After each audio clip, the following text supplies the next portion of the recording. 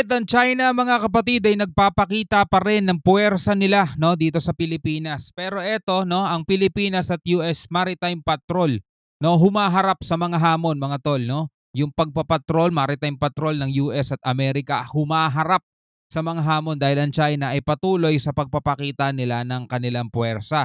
So itong videong panonoorin natin, itong balitang panonoorin natin mula sa CNN Philippines mga kapatid, yan, subscribe tayo syempre sa kanila. At paki-like na rin ang video. So ito mga katol, magbibigay lang tayo ng reaksyon at ng komentaryo, no, mga kapatid, no. Ito'y batay lamang sa ating mapapanood. Pero anyway, kung bago ka pa lamang dito sa ating YouTube channel at trip mo yung mga ganitong klaseng commentary and reaction, huwag mong kalimutan mag-subscribe. Click mo na rin ang notification bell para ma-notify ka whenever na may mga bago tayong reaction video tulad nito. Huwag na natin patagalin pa, panoorin na natin to mga tol. Mula ng ilunsad noong Nobyembre, ito na ang pangalawang beses na pinatupad ang Maritime Cooperative Activity o MCA. Hindi lang daw ito tungkol sa Joint Maritime at Air Patrols, kundi pagsasagawa rin ng iba't ibang pagsasanay na pinagkasunduan ng dalawang puwersa. Sa paunang plano, sari-saring pagsasanay. Okay, so hindi lang siya yung tipong magpapatrolya lang sila, no? May kasamang pagsasanay ito para yung ating Navy is matutunan no yung mga skills o yung mga kakayanan na pwedeng ibahagi din naman ng mga bansang nakakasama natin mga tol. Mahalaga yan no para sa Pilipinas mga kapatid. Kasi syempre ang Pilipinas hindi naman ganun ka-advance at hindi naman ganun din kabihasa katulad ng kakayanan ng ibang bansa na merong mas malalaki at mas mga modernong kagamitan o mga barko. So sa mga ganito mga bagay natutulungan tayo para madagdagan yung ating kaalaman. No? Pinagkasunduan ng dalawang puwersa. Sa paunang plano, sari-saring pagsasanay ang isasagawa habang sabayang nagpapatrolya sa West Philippine Sea ang mga barko ng Philippine at US Navy. Kabilang dito ang gunnery exercise para subukin ang weapon systems ng mga barko. Pero naudlot ang karamihan sa mga pagsasanay. Why? I just got word today na pati yung today's activity will be canceled due to operational necessity of the US forces. Nangyayari din sa amin yung minsan sudden changes, hindi namin na-schedule na lahat, suddenly may mga adjustment, may mga hindi ma-perform because of some exigency. So sayang din no, yung mga hindi natuloy, mga na-cancel, pero syempre meron pa naman yung ibang pagkakataon no. Meron talagang ganun yung tipong nakalatag na biglang makakansela. Pero ito nga no, mga binanggit kanina, balikan natin, ito sana yung mga matututunan people transfer, di ba? Cross-deck flight, operations, photo exercise, joint patrol, resupply at sea, gunnery exercise. Yan yung mga bagay na dapat no, dagdag kaalaman din. No, lalo na sa ating sandatahan na matututunan natin sa mas mga malalakas na bansa. Sa sanay. I just got word today na pati yung today's activity will be canceled due to operational necessity of the US forces. Nangyayari din sa amin yung minsan sudden changes, hindi namin na-schedule na lahat, suddenly may mga adjustment, may mga hindi ma-perform because of some exigency. Hindi pa man na isasagawa ang mga joint drills, nagparamdam na ang China. Binuntutan ng dalawang Chinese Navy warships ang naka-formation ng mga barko ng Philippine Navy. Just like the United States, they have the right to freedom of navigation, Bagamat hindi raw direktang nangaharang, halatang binabantayan ng China ang galaw ng Pilipinas at Amerika.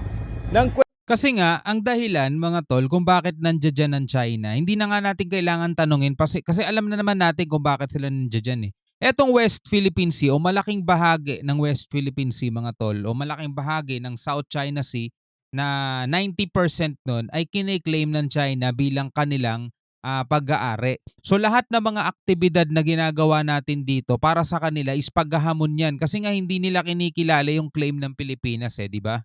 Questionin ng Philippine Navy ang kanilang presensya sa pamamagitan ng radio challenge, inuulit ng Chinese Navy na kanila ang West Philippine Sea. Diba? So yun yung sagot nila mga tol Inuulit nila na kaamin ang West Philippine Sea o amin itong buong South China Sea. Actually, yung West Philippine Sea na salita o West Philippine Sea ay hindi nag-e-exist sa kanila. Wala sa kanila. Ano West Philippine Sea? Walang West Philippine Sea. South China Sea to. Diba? Yun ang tawag nila doon mga tol, South China Sea. Yung West Philippine Sea, kumbaga para sa atin, imbento lang yun mga tol. Ang kinikilala lang nila yung 10-dash line nila at yung nakapaloob doon sa 10-dash line na yon, kanila yon mga tol. So yun, kasi under UNCLOS, ang Pilipinas ang may jurisdiction over this area, being part of our exclusive economic zone. Sa pangalawang araw ng MCA, naging abala ang mga barko sa batuhan ng mga radio message. Ayan na. Sa laki ng karagatan, tila hindi magkasya ang mga barko ng Pilipinas, US at China sa tatahakin nilang direksyon ng paglalayag. Grabe, no? Philippine Warship 15, this is Chinese Navy Warship 570, over. To Chinese Warship 570, this is Philippine Navy Patrol Ship 15. We are altering our course to starboard.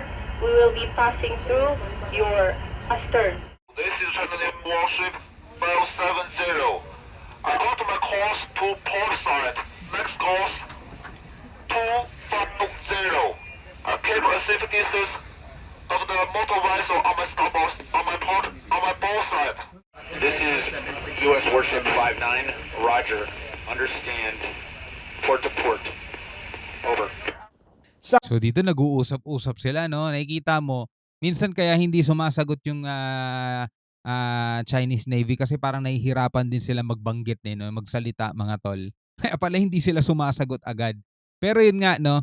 Dito sa karagatang to, mga tol, tulad nga nung sinabi ng Navy, meron tayong freedom of navigation. Kung halimbawa US, pwedeng maglayag dito kahit na hindi naman to sakop ng kanilang teritoryo, ganun din naman daw ang China, mga tol. So tayo mga kapatid, mapag-ano talaga tayo no, mapagbigay tayo at maunawain, sumusunod talaga tayo sa batas. Pero ang China minsan, no, hindi nila iniintindihan yung freedom of navigation. Kahit na alam nila etong karagatan na to, pwede naman talagang dumaan ng kahit na sinong bansa. Wala, nakakatikim pa rin sa kanila ng pagbuntot, mga ganyan, radio challenge. Gusto nila humingi muna ng permiso sa kanila Understand. Port to port. Over. Sa kabila ng palitan ng mga mensahe at tensyon, hindi nagpatinag ang Pilipinas. Siyempre. Comparing to their actions in Rore, this is better behavior from the Chinese. Siyempre. Nauna nang iniulat ng Chinese state media na tatapatan ng Beijing ang Philippine-US Joint Patrol and Exercise pero hindi sinabi kung saan sa South China Sea. O di ba? Tayo inaakusahan nila, mga tol, na nagma-muscle flexing lang ang Amerika at saka US, Amerika at saka Pilipinas, mga tol. Pero tignan mo naman tong gagawin nila, no? No, tatapatan daw nila. The Chinese People's Liberation Army o PLA on Wednesday launched a 2-day routine patrol in the South China Sea concurrently with the US-Philippines Joint Patrol in the region. Di nga lang nila sinabi kung saang parte, mga tol. Tayo, wala na tayong pakialam doon kung saan parte nila ng karagatan gagawin yan as long as di naman sila makaka-istorbo at manggugulo sa atin, mga tol, no? Pero tingnan mo naman, ayaw talaga nila magpatalo, no? Tayo nagsasagawa ng maritime patrol para naman sa benefits ng dalawang country, para tayo masanay pa, di ba? At madagdagan yung kaalaman natin. Pero sila, ang tingin nila, nakikipag-ano sa kanila, nakikipagpataasan ng ihi, nakikipagkumpetensya sa kanila, mga tol. Yung isip nila kasi ganun lang doon lang talaga napupunta Para sa kanila, naghahamon, provocative actions ng Pilipinas at saka US. Kaya ito, no? Gusto daw nilang tapatan. At ito, tinapatan nga ng nila. Hindi lang natin alam kung ito'y salita lang ba o talagang ginawa nila kasi wala naman silang binanggit kung saang lugar nila gagawin at wala namang report na yun talaga ginagawa nila. Ayon naman sa dalawang puwersa, hindi nakatuon sa kahit anong bansa ang MCA. Tutol daw sila sa kahit anong panggigipit at sa halip tinutulak ang mapayapang resolusyon. Diba? Tulad na sinabi ko, tayo ang talagang pakay lang natin is magkaroon ng maritime patrol exercises. Doon lang talaga tayo nakafocus pagpapalakas natin ng alyansa sa mga kaalyado nating bansa. Wala naman tayong hinahamon, wala naman tayong ginagawa ng masama. China lang talaga nag-iisip nun sa atin kasi nga mga ano sila Ewan ko anong klaseng utak meron itong mga to Pero kung kinakailangan ayon sa Pilipinas, hindi raw sila magdadalawang isip na tapatan ang kahit anong panggigipit. Masiguro lang ang kaligtasan ng kanilang mga tauhan. Sarap Kalaunay pakinggan. bumida ang USS Carl Vinson, ang nuclear-powered aircraft carrier, kung saan nagsama-sama ang mga opisyal ng Pilipinas at Amerika.